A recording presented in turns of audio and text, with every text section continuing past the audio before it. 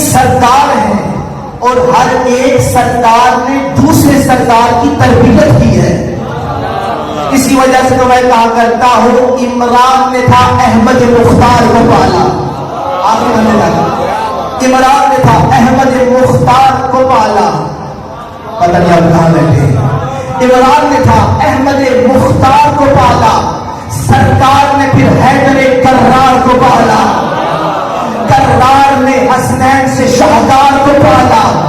ہر دور میں سردار کو پالا. تو ہر دور میں سردار کو پالا. اور ایک پیکر توحید میں خود ڈال رہا ہے, مہدی کو حجابوں میں خدا پال رہا ہے.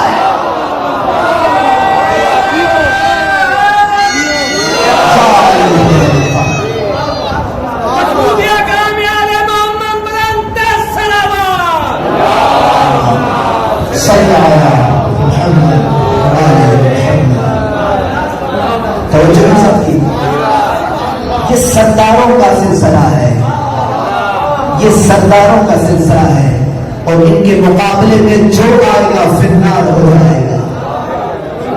اچھا, میں اکثر کہا کرتا ہوں کہ یہ روایت اگر دنیا والے سمجھ لیتے تو مسئلہ حل ہو جاتا.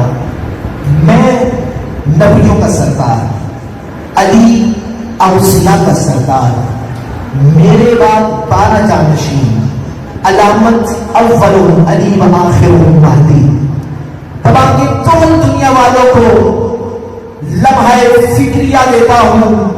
چھوڑو جھگڑوں کو, مناظروں کو چھوڑو, لڑائیوں کو چھوڑو, تفرقہ انگیزی کو چھوڑو, شور و انگیزی کو چھوڑو.